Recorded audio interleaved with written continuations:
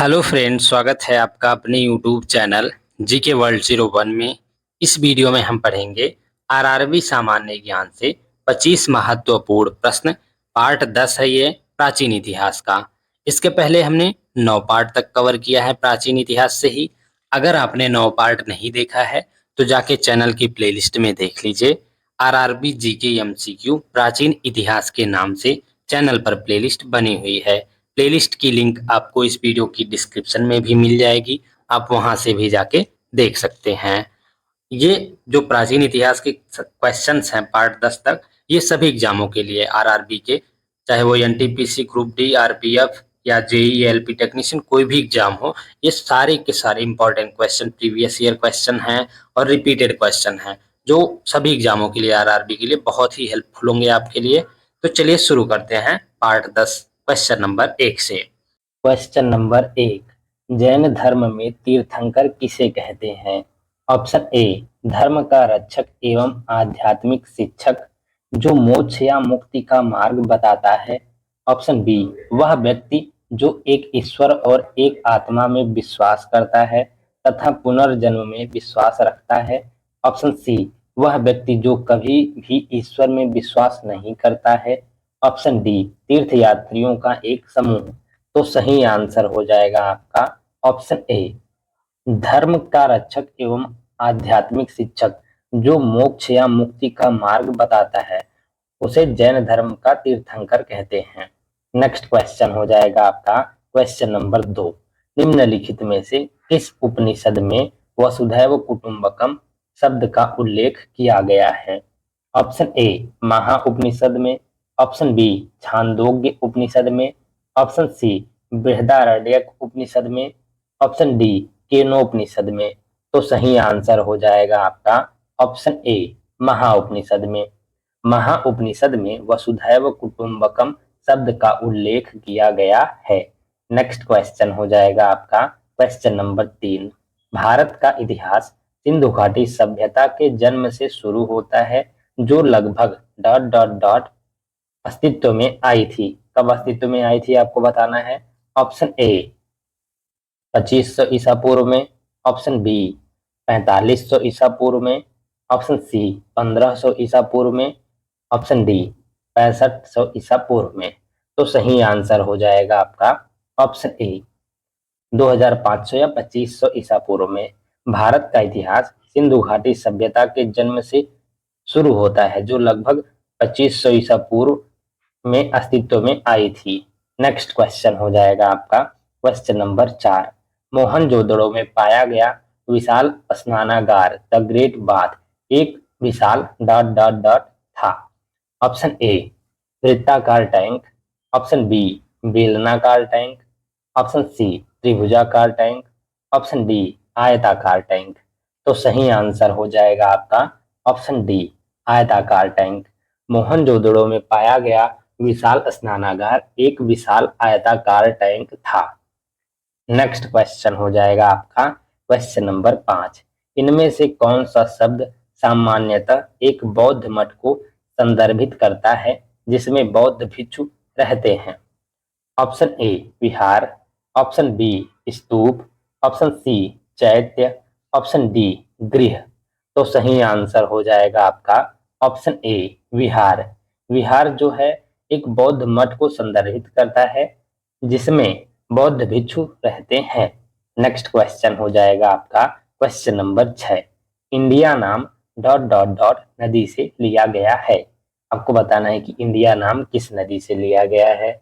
Option A, Sindhu. Option B, Irrawaddy. Option C, Brahmaputra. Option D, Ganga. तो सही answer हो जाएगा आपका ऑप्शन ए, सिंधु नदी से लिया गया है इंडिया नाम। इंडस कहते हैं इंग्लिश में सिंधु नदी को, और इंडस से लिया गया है इंडिया।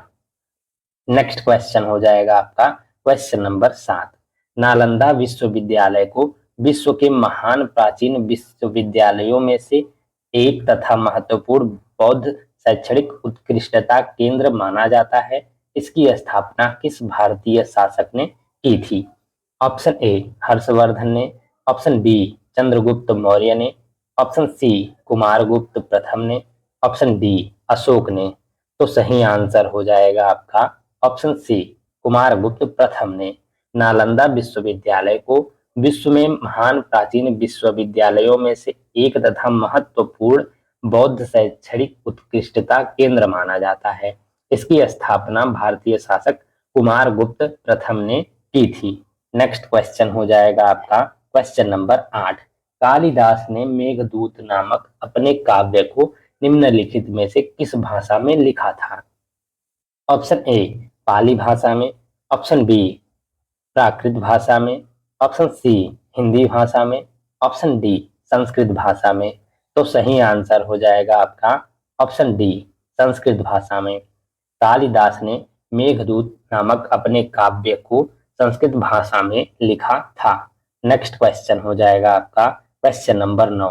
कितने शहरों में महाराजा जयसिंह द्वितीय ने जंतर मंतर का निर्माण करवाया?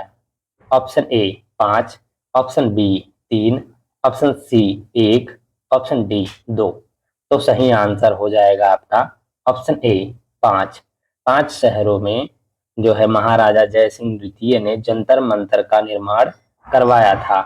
नेक्स्ट क्वेश्चन हो जाएगा आपका क्वेश्चन नंबर 10। निम्नलिखित में से कौन सा चारों वेदों में से सबसे पुराना और सबसे बड़ा वेद है? Option A Rigveda, option B Atharvaveda, option C Yajurveda, option D Samaveda. तो सही आंसर हो जाएगा आपका ऑप्शन ए ऋग्वेद। चारों वेदों में से ऋग्वेद जो है सबसे पुराना और सबसे बड़ा वेद है। नेक्स्ट क्वेश्चन हो जाएगा आपका क्वेश्चन नंबर 11। निम्नलिखित में से कौन सा प्राचीन ग्रंथ पांचवा वेद भी कहा जाता है? Option A Shiva Purana, option B Bhagavad Gita, option C Ramayana, option D Mahabharata. तो सही आंसर हो जाएगा आपका ऑप्शन डी महाभारत। महाभारत को पांचवा वेद भी कहा जाता है। नेक्स्ट क्वेश्चन हो जाएगा आपका क्वेश्चन नंबर 12। अशोक ने डॉट डॉट डॉट के युद्ध के बाद बौद्ध उपदेशों को अपना लिया था। ऑप्शन ए बक्सर के युद्ध के बाद, ऑप्शन बी कलिंग के युद्ध के बाद, ऑप्शन सी पानीपत के युद्ध के बाद, ऑप्शन डी मगध के युद्ध के बाद। तो सही आंसर हो जाएगा आपका ऑप्शन बी कलिंग के युद्ध के बाद। अशोक ने कलिंग के युद्ध के बाद बौद्ध उपदेशों को अपना लिया था। नेक्स्ट क्वेश्चन हो जाएगा आपका question number 13।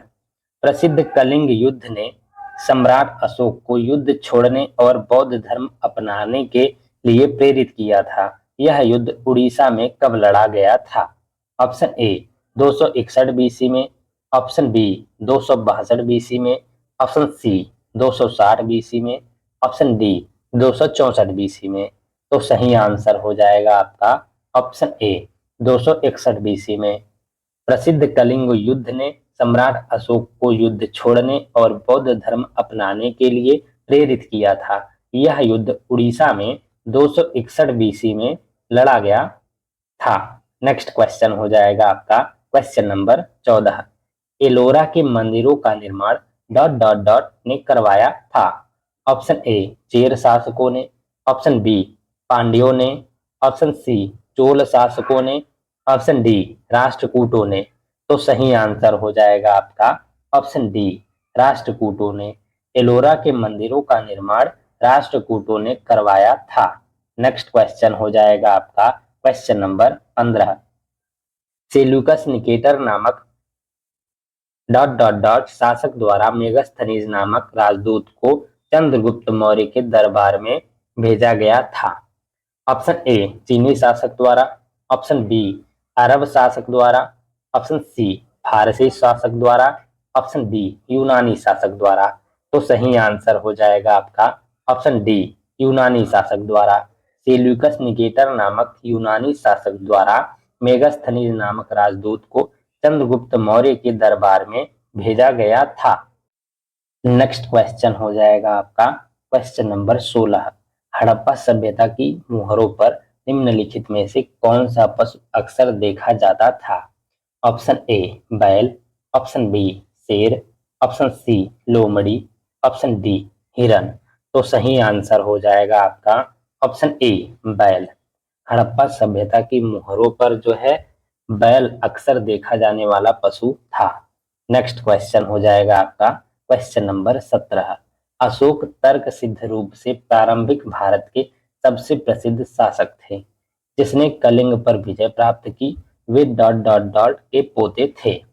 Option A Samudragupta के, ऑप्शन बी चंद्रगुप्त मौर्य के, ऑप्शन सी प्रभावती गुप्त के, ऑप्शन डी चंद्रगुप्त द्वितीय के। तो सही आंसर हो जाएगा आपका ऑप्शन बी चंद्रगुप्त मौर्य के। अशोक तर्क सिद्ध रूप से प्रारंभिक भारत के सबसे प्रसिद्ध शासक थे, जिसने कलिंग पर विजय प्राप्त की। वे चंद्रगुप्त मौर्य के पोते थे। नेक्स्ट क्वेश्चन हो जाएगा आपका क्वेश्चन नंबर 18। निम्नलिखित में से किसने रघुवंशम संकलित किया है? ऑप्शन ए सूरदास ने, ऑप्शन बी कालिदास ने, ऑप्शन सी कबीरदास ने, ऑप्शन डी तुलसीदास ने। तो सही आंसर हो जाएगा आपका ऑप्शन बी कालिदास ने। इनमें से कालिदास ने रघुवंशम संकलित किया है। नेक्स्ट क्वेश्चन हो जाएगा आपका क्वेश्चन नंबर 19। कौटिल्य का अर्थशास्त्र हमें डॉट डॉट डॉट प्रशासन के बारे में जानकारी देता है। ऑप्शन ए गुप्त प्रशासन के बारे में, ऑप्शन बी मौर्य प्रशासन के बारे में, ऑप्शन सी प्रतिहार प्रशासन के बारे में, ऑप्शन डी राष्ट्रकूट प्रशासन के बारे में। तो सही आंसर हो जाएगा आपका ऑप्शन डी मौर्य प्रशासन के बारे में। कौटिल्य का अर्थशास्त्र हमें मौर्य प्रशासन के बारे में जानकारी देता है। नेक्स्ट क्वेश्चन हो जाएगा आपका क्वेश्चन नंबर 20। मानव ने कृषि कार्य किस युग में आरंभ किया?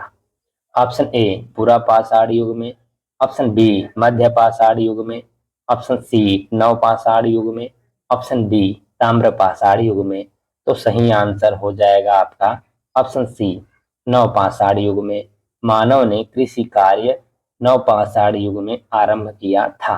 नेक्स्ट क्वेश्चन हो जाएगा आपका क्वेश्चन नंबर 21। मानव ने आग का प्रयोग सर्वप्रथम किस युग में किया? ऑप्शन ए पुरापाषाण युग में, ऑप्शन बी मध्यपाषाण युग में, ऑप्शन सी नवपाषाण युग में, ऑप्शन डी ताम्रपाषाण युग में।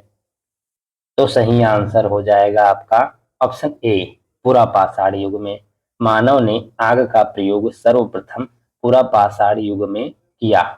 नेक्स्ट क्वेश्चन हो जाएगा आपका क्वेश्चन नंबर 22।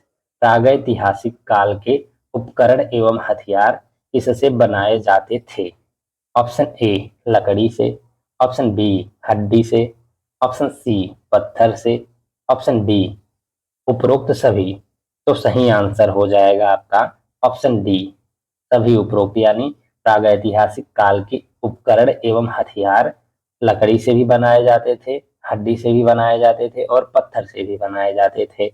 नेक्स्ट क्वेश्चन हो जाएगा आपका क्वेश्चन नंबर 23। सिंधु घाटी सभ्यता की सबसे महत्वपूर्ण विशेषता क्या थी? ऑप्शन ए नगर नियोजन, ऑप्शन बी लिपि, ऑप्शन सी व्यापार, ऑप्शन डी कला और शिल्प। तो सही आंसर हो जाएगा आपका ऑप्शन ए नगर नियोजन। सिंधु घाटी सभ्यता की सबसे महत्वपूर्ण विशेषता जो है नगर नियोजन थी। नेक्स्ट क्वेश्चन हो जाएगा आपका क्वेश्चन नंबर 24। निम्नलिखित में से किस बौद्ध ग्रंथ में 16 महाजनपदों का वर्णन है? ऑप्शन ए अंगुत्तर निकाय में, ऑप्शन बी साउंड्रा नंदन में, ऑप्शन सी महावस्तु में, ऑप्शन डी उपरोक्त में से कोई नहीं। तो सही आंसर हो जाएगा आपका ऑप्शन ए अंगुत्तर निकाय में। अंगुत्तर निकाय में 16 महाजनपदों का वर्णन है। नेक्स्ट क्वेश्चन हो जाएगा आपका क्वेश्चन नंबर 25। निम्नलिखित में से कौन अंग महाजनपद की राजधानी थी? Option A Champa, option B Vaishali, option C Shravasti, option D उपरोक्त में से कोई नहीं। तो सही आंसर हो जाएगा आपका ऑप्शन ए चंपा। इनमें से अंग महाजनपद की राजधानी चंपा थी। Thank you guys for watching. इस वीडियो में हमने आरआरबी सामान्य ज्ञान से 25 महत्वपूर्ण प्रश्न पार्ट 10 कवर किया है, जो कि प्राचीन इतिहास से था। और इसमें हमने 25 इंपॉर्टेंट क्वेश्चन किया है, जो कि सभी एग्जामों आरआरबी के सभी एग्जामों के लिए, चाहे वो एनटीपीसी ग्रुप डी, आरपीएफ, और या एसएस मतलब आरआरबी जीडी हो, किसी भी एग्जाम के लिए ये काफ़ी इम्पोर्टेंट वीडियो थी। इसके पहले हमने 9 पार्ट तक कवर किया है और 9 पार्ट में हमने 25-25 इम्पोर्टेंट क्वेश्चन किया है। अगर आपने नहीं देखा है तो जाके चैनल की प्लेलिस्ट में देख लीजिए। आरआरबी जीके एमसीक्यू प्राचीन इतिहास के नाम से चैनल पर प्लेलिस्ट बनी हुई है।